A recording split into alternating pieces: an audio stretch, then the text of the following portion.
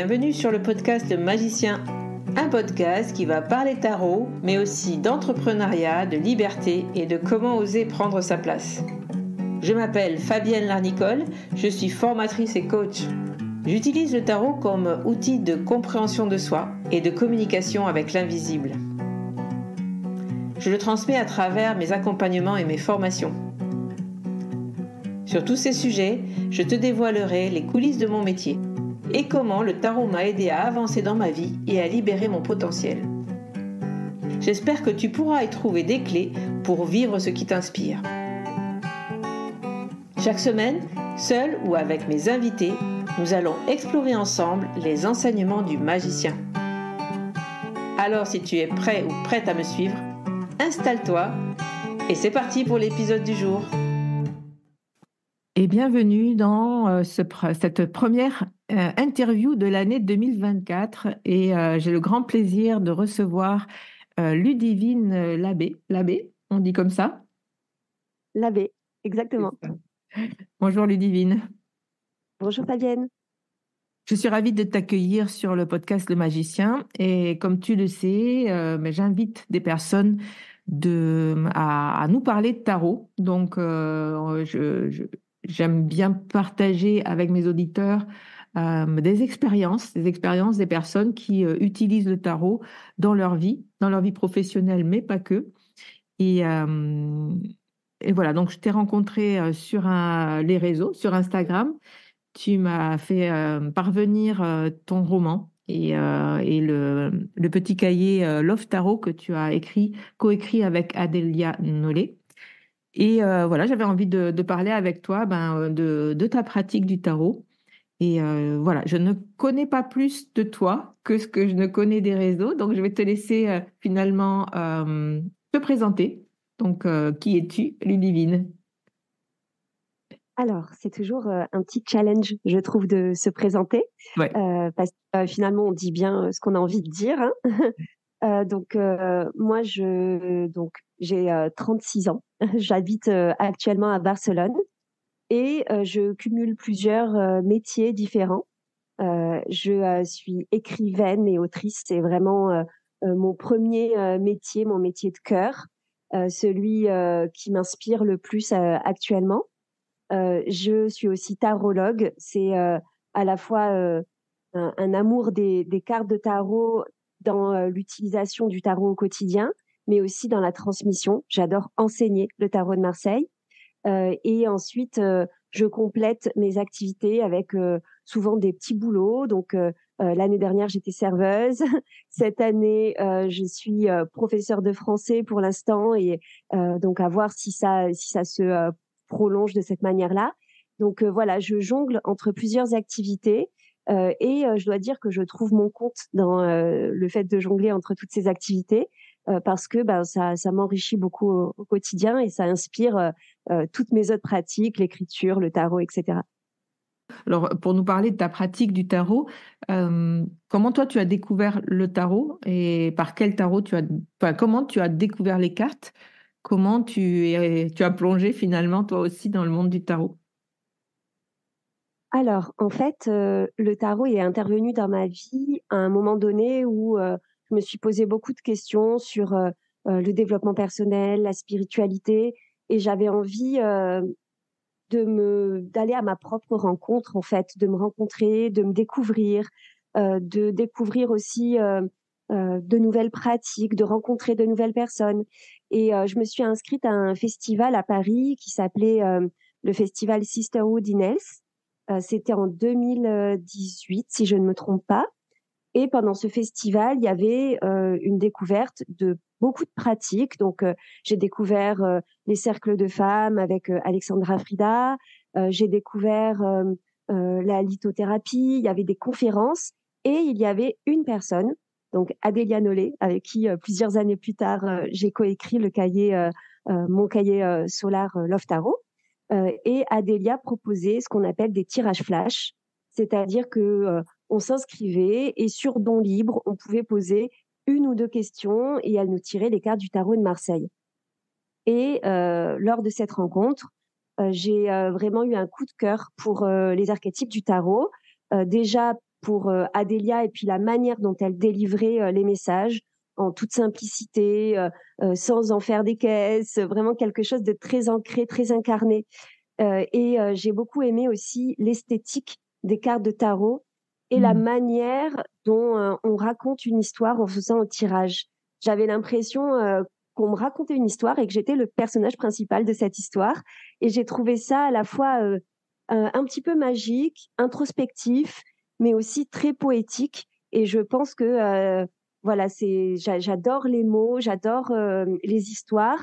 Et c'est pas pour rien, je pense que je suis autrice aujourd'hui aussi. Voilà, je suis tombée dans le tarot de Marseille par ces tirages flash avec Adélia. Donc en 2018, avant, tu ne connaissais pas du tout le tarot avant de rencontrer Adélia. Je connaissais un peu l'existence des oracles, des cartes, etc., mais j'avais aucun jeu en ma Mm. possession Ah oui. je m'étais jamais fait tirer les cartes ou quoi que ce soit. Et donc voilà, cette première fois m'a convaincue. Et j'ai acheté un jeu de tarot de Marseille quelques semaines plus tard, je pense, qui est resté dans un tiroir pendant un an, parce que j'ai essayé de me tirer les cartes et en fait, ça m'a paru tellement compliqué avec les arcanes majeures, les arcanes mineures. Ça m'a paru vraiment extrêmement complexe. Et j'ai pas osé l'utiliser. Je me suis pas sentie capable pendant très longtemps d'utiliser le tarot de Marseille. Et puis un jour, j'étais en Guyane et j'ai eu très envie de l'utiliser à nouveau. Et j'ai utilisé la voie du tarot de Jodorowsky, les arcanes majeures, et je tirais chaque jour une ou deux arcanes majeures et j'apprenais avec le tarot de Jodorowsky la signification des archétypes. Et donc j'ai commencé dans une pratique un peu autodidacte, un apprentissage un peu autodidacte. Et ensuite, j'ai fait une formation de plusieurs mois avec Adélia. Super. Et alors, c'est vrai que beaucoup de gens découvrent le tarot de Marseille en premier lieu en France, hein, en tout cas, en France ou en Amérique latine, qui utilisent beaucoup aussi le tarot de Marseille. Et c'est souvent complexe au départ. Mais ton témoignage, il est intéressant parce qu'il montre que malgré tout, tu as pu découvrir découvrir, en tout cas, l'apprendre, en tout cas, à prendre confiance finalement dans ton tarot en autodidacte au départ et après en essayant d'avoir quelqu'un qui t'accompagne peut-être plus dans la pratique du tarot du coup parce que c'est vrai qu'il y a toi qui tu transmets le tarot, tu vois qu'il y a deux phases dans l'apprentissage. Il y a cette phase où on doit apprendre qu'est-ce qu'il y a dans les archétypes, qu'est-ce qu'il y a dans les arcanes, qu'est-ce qu'ils représentent. Et puis après, il y a la partie de tirer les cartes où il y a cette partie comment je pratique finalement. Est-ce que du coup, tu pourrais dire que ce que tu as appris avec toute seule avec le livre, c'est d'apprendre les cartes et après tu as eu besoin de pratiquer avec quelqu'un? En fait, je pense qu'il m'a aidée dans mon apprentissage, c'est de me détacher de la pratique divinatoire. Et même si il y a toujours une petite part de nous, je pense, qui veut y voir aussi cette partie-là de j'ai des clés pour mon avenir et pour envisager mon avenir, je l'ai vraiment perçu comme un jeu. Quand je l'utilisais de manière autodidacte, je l'ai vraiment perçu comme quelque chose de ludique, Ouais. je tire une carte et je vois ce que je ressens, je vois ce qu'elle représente pour moi, j'essaye de comparer mes ressentis et mon interprétation à la pratique de Jodorowsky et à ce qu'il dit dans son livre, voir s'il y a des choses qui matchent, etc., etc. Et ensuite, quand j'ai commencé à faire ma formation avec Adélia, euh, j'ai essayé d'y mettre un petit peu plus de pratique divinatoire et de garder cette logique un peu introspective et de rencontre de soi, de découverte de soi, mais tout en étant très indulgente sur le fait d'être en échec et de se tromper dans une interprétation. Parce Mhm. que je pense que ce qui nous bloque le plus dans l'apprentissage du tarot, c'est le fait de vouloir avoir raison et de se dire ah ben je me suis plantée avec une interprétation donc c'est que ça marche pas. C'est pas aussi simple parce que vraiment pour moi le plus dur c'est pas de tirer les cartes aux autres, c'est de se tirer les cartes à soi-même. parce qu'on projette son ego, on projette ses craintes, ses envies. Donc, il y a beaucoup de filtres qui brouillent le message. Donc, si on s'arrête à une interprétation faussée ou un échec, une erreur dans une interprétation, on peut très vite abandonner la pratique. Donc, pour moi, je pense que il faut à la fois se détacher de la pratique divinatoire, même si on la garde quand même en toile de fond, et le prendre vraiment comme un jeu de cartes, parce que voilà, c'est aussi son essence de base, c'est un jeu de cartes, le tarot. Et à partir du moment où on garde cet aspect ludique en tête, on continue d'y prendre du plaisir et ça facilite l'apprentissage. Hmm. Tu as tout à fait raison. Moi, j'accompagne des personnes du coup dans ma formation aussi. Et moi, je pratique un tarot de coaching plutôt, hein. Donc, je leur apprends justement à se libérer comme tu disais très justement, ben, il y a juste, il y a faux. Et est-ce que je me plante? Et c'est vrai que ça bloque énormément le fait d'avoir de se sentir légitime à faire une interprétation parce qu'on y met beaucoup de sérieux, effectivement. Et comme tu dis, peut-être d'avoir des pratiques un petit peu plus libre de créer sa propre pratique. Moi, ce que j'entends chez toi, c'est ça, c'est que tu as créé vu que tu as commencé ton apprentissage seul, mais du coup, tu t'es donné cette liberté-là, finalement, d'avoir une pratique personnelle. Est-ce que c'est, est-ce que Oui, c'est la vérité? Enfin, est-ce que c'est la vérité? Est-ce que, du coup, est-ce que c'est comme ça que tu le ressens aussi? Est-ce que tu t'es donné la liberté de créer ton propre tarot, finalement, où tu dis un peu de divinatoire, enfin, une pratique euh, qui n'est pas trop sérieuse et en même temps avec beaucoup d'apprentissage et beaucoup de liberté. oui, je pense qu'il y a un petit peu de tout ça et je pense que c'est pour ça aussi que j'ai autant été séduite par la pratique d'Adélia. Donc, j'ai peut-être parlé beaucoup d'elle dans cet épisode parce que c'est elle qui m'a initiée au tarot et c'est elle qui me l'a fait découvrir. Donc, ce que j'ai beaucoup aimé aussi dans cette transmission-là, c'est qu'elle nous disait toujours pendant la formation et puis même avant, quand je lui posais un petit peu des questions sur le tarot, elle disait tout le temps, ben, en fait, il n'y a pas de bon protocole, de bonne formule, de, de, vraiment de code, à part celui de connaître les archétypes, parce que c'est quand même des archétypes qui représentent quelque chose. On ne peut pas non plus être complètement à côté de la plaque sur ce que représente un archétype. Le pape ne représente pas la même chose que la maison Dieu, par exemple.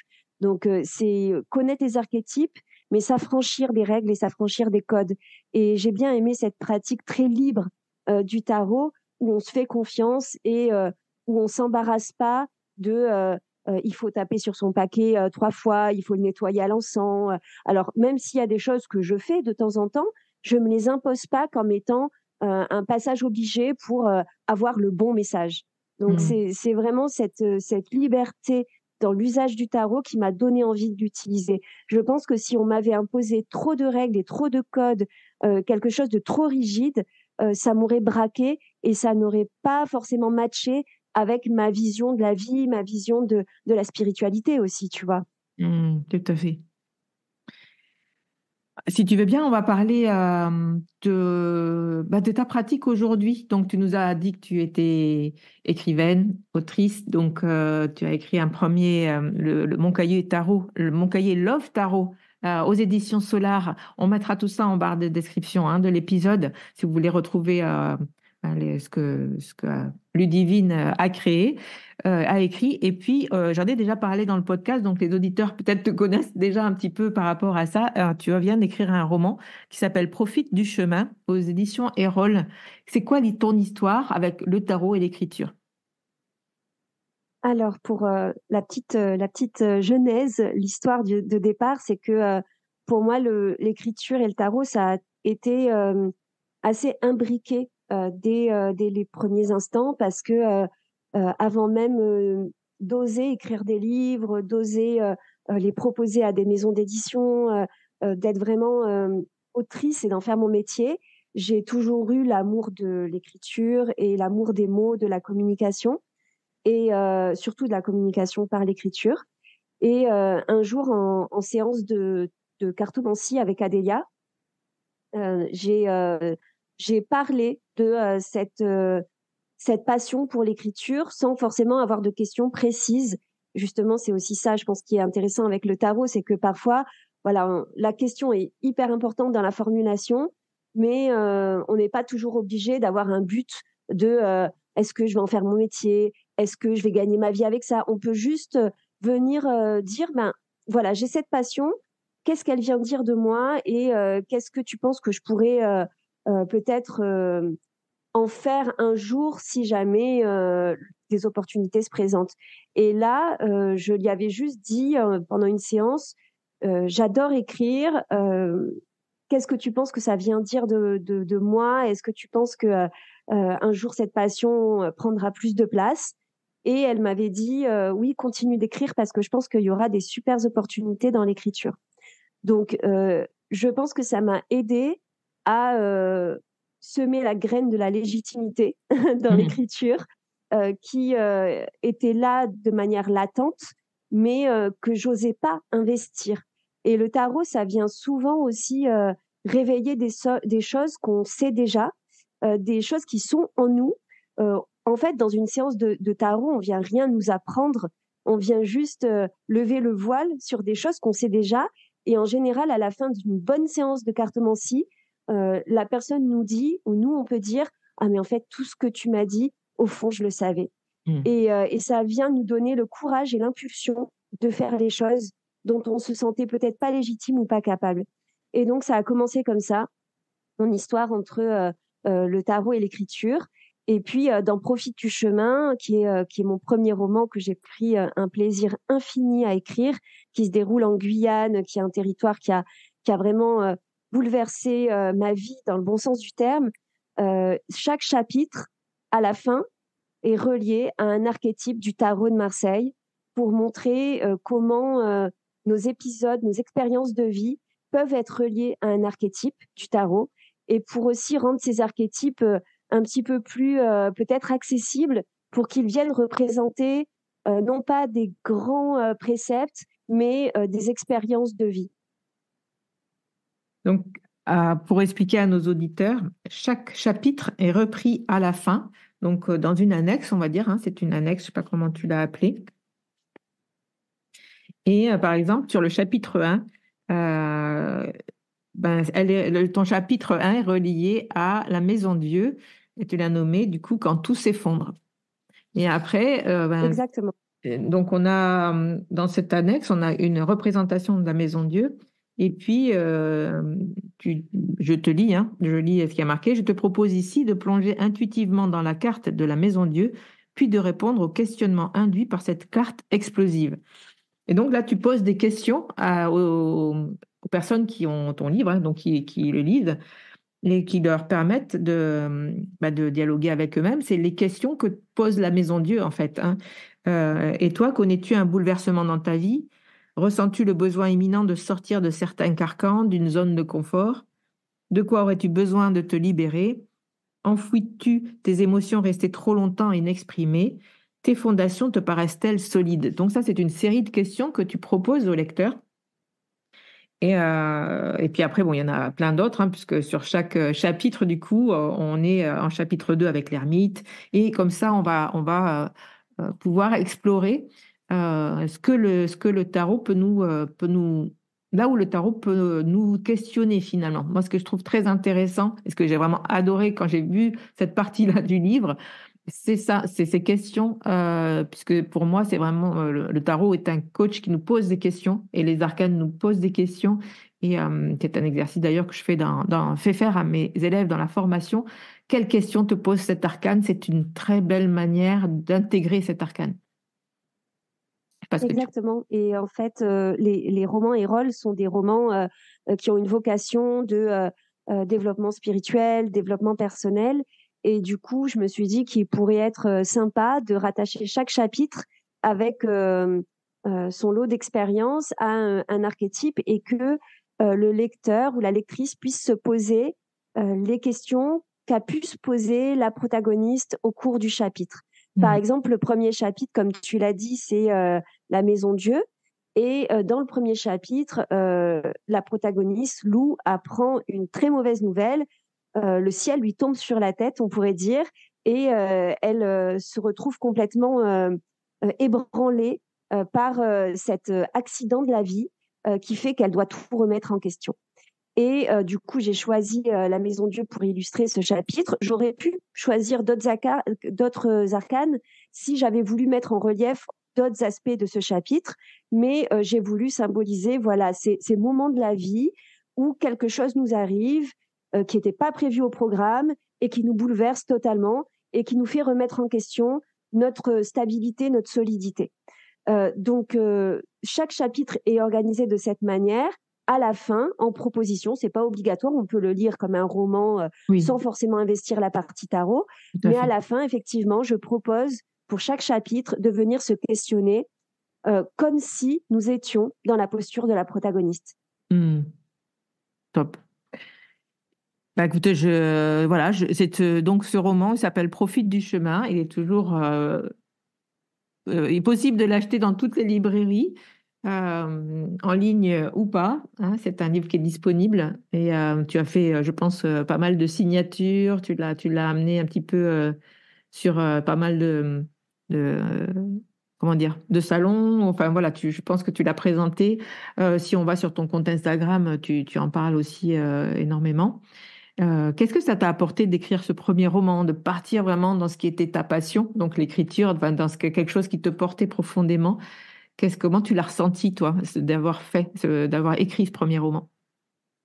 Ça m'a apporté beaucoup, beaucoup de joie, de sentiments d'accomplissement et surtout, euh, je me suis sentie à ma place, comme Mm. peut-être jamais je ne me suis sentie à ma place. Génial. J'ai adoré tout ce que j'ai fait dans ma vie. J'ai été CPE, donc conseillère d'éducation en collège, en zone d'éducation prioritaire. J'ai adoré ce métier. J'ai été en Guyane, l'exercer aussi, j'ai adoré. Et je me suis toujours sentie bien avec ce que j'ai fait. Toujours, je me suis sentie euh, très à ma place quand je pratiquais ces fonctions-là, quand j'occupais ces fonctions-là. Mais je pense que là, c'était vraiment le moment où je me suis le plus sentie alignée. Ouais, super. Écoute, est-ce qu'il y a une suite? Est-ce que tu es parti sur un autre chapitre? Alors, À l'écriture, c'était je veux dire. pas une suite à Profit du chemin. À la base, c'était pas forcément prévu. Mais c'est vrai que ça reste quand même dans un coin de ma tête parce que j'ai tellement de lectrices qui me disent qu'elles sont un peu restées sur leur faim et qu'elles voudraient un tome 2, que je me dis que pourquoi pas un jour écrire la suite de Profit du chemin. Mhm. Mais le prochain roman sera totalement différent et se déroulera en Espagne cette fois-ci. Super. Et c'est en cours d'écriture. Enfin, ça y est, tu es parti pour écrire des romans. Tu as écrit ton premier roman et donc ça t'a donné l'énergie de continuer, enfin de te sentir à ta place et donc de continuer, c'est ça? Je ne sais pas trop de quoi demain sera fait Oui. exactement. Je pense que c'est mon souhait le plus profond, Ouais. c'est de continuer d'écrire des romans parce que c'est l'exercice littéraire dans lequel je me plais le plus. Je pense que dans le deuxième, il y aura plus de part laissée à l'imagination et à la fiction parce que Profite du chemin, c'est, je pense, à 80% autobiographique, Mhm. même si ça reste un roman et que ça reste une fiction. Et le deuxième roman, je me suis autorisée à faire quelque chose, voilà, de peut-être plus fictif. Et même si ça reste très ancré dans mon quotidien, puisque ça se passe en Espagne, dans des choses que je vois, que je vis, que je traverse, des personnes que je rencontre. Mais il y a peut-être plus de part accordée à l'imagination. Donc voilà, moi je me sens très bien dans l'écriture des romans et j'espère que la route sera longue. Et le tarot, du coup, est-ce que le tarot t'aide à écrire? Tu sais, d'ailleurs, il y a une formation, Emmanuel Iger a fait une formation sur écrire avec le tarot. Est-ce que tu t'aides justement du tarot, toi, pour construire tes histoires ou pas du tout? Là, le tarot vraiment est séparé. C'est pas directement lié. Je me sers pas du tarot pour écrire. Mhm. Par contre, je me sers du tarot dans ma vie quotidienne. Et comme j'écris sur la base de ma vie quotidienne, forcément, les enseignements que je traverse euh, et accompagnés, on va dire, accompagnés du tarot de Marseille, je les retranscris forcément dans mes romans parce que c'est des réflexions qui me traversent et j'utilise l'outil du tarot pour m'accompagner. Mais je peux pas dire que je me sers directement du tarot pour écrire des romans. Hmm. Ok, bah écoute, on a fait le tour, je pense, de cette part de toi qui est cette part euh, autrice du coup de romans. On te souhaite effectivement, je te souhaite en tout cas que ce soit un long chemin sur lequel tu pourras bien profiter. Ludivine, est-ce que tu sais que dans ces interviews, j'aime bien partager à nos auditeurs une pratique avec le tarot. Donc, est-ce que tu aurais une pratique à partager? Voilà, quelque chose que tu aimerais partager à nos auditeurs et auditrices. Alors, ben, ça tombe très très bien parce qu'il y a une pratique que j'adore faire. Je la fais tous les ans et je la propose aussi tous les ans aux personnes que je connais ou qui me demandent des lectures. C'est la roue des 12 mois de l'année avec le tarot de Marseille. Donc, à la manière d'une horloge, avec minuit ou midi, 1 heure, 2 heures, 3 heures, etc. On va positionner une carte de tarot de Marseille. Donc, voilà, moi, ce que je fais, je bats mon jeu de cartes, je les mets face cachée et j'en sélectionne une par heure, donc 12, 1, 2, 3, que je positionne voilà, à la manière d'une horloge. Et chaque carte va représenter un mois de l'année. Donc la première carte tirée que je positionne sur le chiffre 12, ça sera janvier. La deuxième carte sera février, positionnée à l'emplacement du 1. La troisième carte, mars, positionnée à l'emplacement du 2. Et je forme une roue comme ça, avec 12 arcanes majeures du tarot de Marseille. Parce que oui, je n'utilise, je ne l'ai pas précisé, mais je tire les cartes seulement avec les arcanes majeures du tarot de Marseille, complétées parfois d'un petit jeu d'oracle le normand. Donc, j'utilise ces deux jeux en parallèle. Mais cette roue des 12 mois, je n'ai fait qu'avec les arcanes majeures du tarot de Marseille. Et donc, chaque arcane va représenter l'énergie du mois. Par exemple, cette année, au mois de janvier, j'ai tiré la force. Au mois de février, j'ai tiré la roue de fortune. Donc, voilà, chaque mois est teinté d'une énergie et on peut voir comme ça son énergie de l'année représentée par les 12 archétypes. Je trouve que c'est très joli, très poétique. Ça permet de voir aussi les temps forts d'une année, peut-être les moments qui seront plus de rupture, de transformation. C'est les moments qui seront plus introspectifs. Pour moi, c'est vraiment un exercice passionnant. Cette année, j'ai aussi associé quelques cartes d'un oracle qui s'appelle l'oracle entre ciel et terre, qui a été donc écrit et réalisé par Adélia. Et donc, j'ai choisi de mettre en parallèle quelques cartes de son oracle aussi. Mais vraiment, c'est un exercice que j'affectionne beaucoup euh, et, euh, et que je trouve voilà, très joli et très agréable à réaliser sur son année 2024. Et quand quand tu fais ce tirage, c'est pour comprendre, parce que moi, c'est pas une pratique que j'ai, mais quand tu fais ce tirage au mois de janvier, est-ce que tu écris une interprétation pour chaque mois sur lequel tu reviens, ou c'est juste comme ça, une manière finalement de se poser avec son tarot et de projeter des choses, ou de peut-être d'avoir, en ce début d'année, d'avoir déjà une première vision de ce que l'on pourrait mettre en place, tu vois? Quel est vraiment le but dans lequel toi tu la poses, cette roue de l'année? Alors, pour être très honnête, c'est en grande partie passer un moment avec mon tarot, Hmm. m'amuser aussi avec mon tarot. J'adore, je trouve ça hyper intéressant. En général, je note les grandes lignes, quelques mots-clés, mais j'écris très peu quand je tire les cartes. Donc, c'est pas un conseil que je donnerais à des débutants ou des gens qui tirent le tarot. Je suis une cordonnière mal chaussée. Mais je n'écris pas beaucoup quand je tire les cartes, mais j'écris en général des grands mots, des phrases qui me marquent quand je lis, quand je regarde un tirage. Mais voilà, j'écris peu dans le détail en fait. Donc, Et en général, oui, dis-moi. non, non, vas-y, je laisse finir en général. En général, je regarde aussi si ça matche un peu avec mon thème astral de l'année et avec les énergies astrales de 2024. J'aime bien regarder tout ça et mettre les choses en perspective.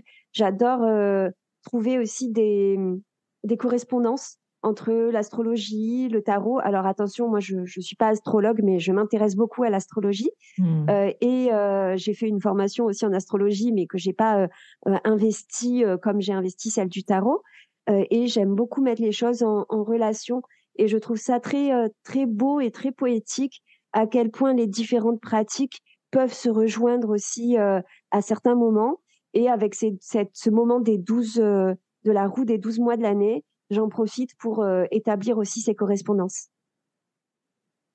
Ce que je trouve très intéressant, parce que tu vois, c'est une pratique, moi, que je pensais ne pas faire, enfin, que je ne faisais pas, que je ne fais pas, et que je ne fais pas faire non plus, parce que je l'ai toujours trouvée très prédictive, tu vois. Et je me suis dit, à quoi bon me projeter aujourd'hui dans le mois de décembre? Parce que je sais que de toute façon, mon mois de décembre, il va évoluer, il va être tout ce que je vais mettre dans les mois avant, en fait, tu vois. Et du coup, ça me semblait pas opportun pour moi de le faire. Mais dans ce que tu me dis, toi, comment tu le pratiques, ouais, c'est comme si tu faisais un grand tableau de vision. C'est quand même comme un vision board où tu peux y rajouter plein de choses, des mots, des images, des couleurs, et du coup, tu peux projeter ton année un peu en termes d'énergie. Est-ce que c'est... C'est exactement ça. C'est Hmm. exactement ça. Et puis, ça m'aide aussi un petit peu. Par exemple, ce mois-ci, j'avais tiré la carte de la force pour janvier. Et donc, c'est drôle parce que je me sens totalement dans cette énergie-là. Parce que il y a des choses qui s'ouvrent. Donc, pour moi, voilà, la force et l'ouverture de tous les possibles, et notamment dans le champ créatif. Donc, il y a des choses qui s'ouvrent pour moi au mois de janvier. Mais il y a aussi un petit peu toujours des résistances qui me demandent de mobiliser beaucoup de courage, de résilience et d'effort, justement, pour pouvoir ancrer les choses dans la matière. Et du coup, ça ça m'aide à me sentir aussi reliée à moi-même à travers cet archétype en me disant, OK, tu as cette dynamique d'effort, mais la force, c'est aussi l'ouverture des possibles. Donc, appuie-toi sur les deux aspects de cet arcane. Si tu es dans l'effort, c'est aussi qu'il y a les possibles derrière. Donc, c'est vraiment quelque chose dont je me sers aussi dans les aspects challengeants d'une carte et dans aussi tout son potentiel de réalisation qu'il y a derrière. Donc voilà, ça m'accompagne, ça résout pas tout évidemment, mais ça m'accompagne le tarot dans cette perspective-là. Et chaque mois, tu reviens sur l'arcane que tu as tiré, ou non. Après, des fois, dans l'année, ça se dilue un peu. Non, non, j'essaye en général de pas non plus rester le nez collé sur mes tirages. Ça m'aide, ça m'aide de temps à autre. Voilà, quand j'en ai besoin, je regarde. Quand je sens que j'en ai envie, mais j'essaye aussi de me détacher des tirages que je fais parce que je peux pas non plus me sentir trop emprisonnée par un tirage. J'ai toujours cette grande ambition de me servir du tarot comme de quelque chose qui me libère et pas de quelque chose qui m'enferme. Et quand je sens que c'est pas forcément que je l'utilise pas forcément de la bonne manière, je préfère des fois même fermer mon tarot et plutôt aller faire des choses, sortir dehors, boire un verre, faire autre chose. Super. Bah, écoute, merci beaucoup Ludivine pour ce partage. Tu vois, à l'heure où sortira cet épisode, moi, je viens d'enregistrer et donc l'épisode de vendredi dernier, c'est les cinq activités à faire avec son tarot en début d'année. Et j'ai pensé à cette roue de l'année et je ne l'ai pas mis dans mon épisode parce que, comme je te l'ai dit, c'est pas une pratique que je propose. Mais du coup, ça complète bien, ça va bien compléter une des activités qu'on peut faire en début d'année avec le tarot. Donc, je te remercie beaucoup pour ce partage et que moi-même, du coup, ça m'intrigue aussi peut-être de l'essayer, ce tirage des 12 mois de l'année, de la manière dont tu nous l'as partagé. Merci beaucoup. Adélia, on en a beaucoup parlé d'Adélia, je crois qu'il va falloir Oui. que je l'invite sur ce podcast. Ludivine, on va bientôt se quitter. J'aimerais savoir si tu as une actualité, pardon, Moi aussi, je bafouille une actualité en ce mois de janvier à nous partager. Alors là, je suis en pleine écriture de mon deuxième roman. Hmm.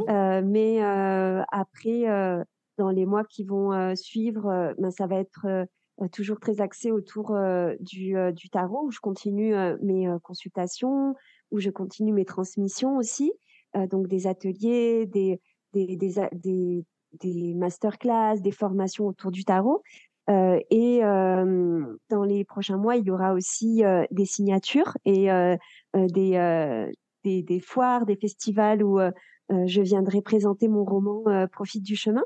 Hmm. Ben c'est fou parce que du coup, demain, je sors un oracle et c'est drôle, j'en ai pas du tout parlé Oui, pendant tout l'épisode.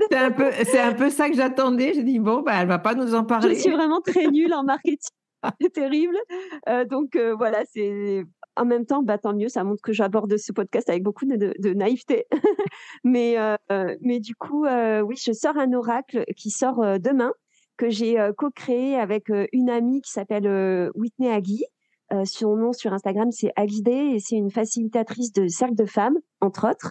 Et on a écrit un oracle sur l'amour qui s'appelle le petit oracle Love Connection, Hmm. et qui est relié aux quatre, même aux cinq éléments, donc la terre, le feu, l'air, l'eau, l'éther, et qui vient nous parler de l'amour dans toutes ses dimensions. Waouh. Donc, on est le 10 janvier, donc ça veut dire qu'il sort le 12, Le 11. le 11, donc c'est demain, c'est effectivement Ouais, ça. Et ben, ton interview sortira le 15. Donc, vous écouterez cet épisode lundi.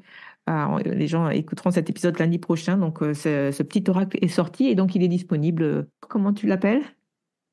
petit oracle Love Connection. Love Connection. Voilà, pour se relier à l'amour dans toutes ses dimensions. Donc c'est Donc, un oracle et qu'on a voulu très simple, très ancré, très nomade.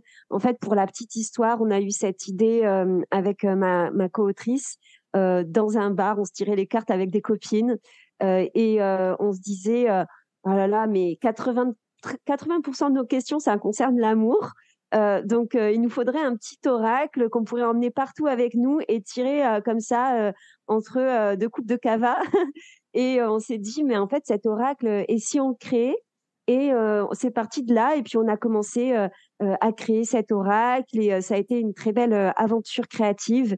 Et voilà, j'espère que toutes les aventurières de l'amour en herbe pourront y trouver leur compte. et, il va apparaître auxquelles éditions? Parce que ça, je l'ai pas mentionné. C'est aux éditions Daniel, Très Daniel. Dans la collection des petits oracles.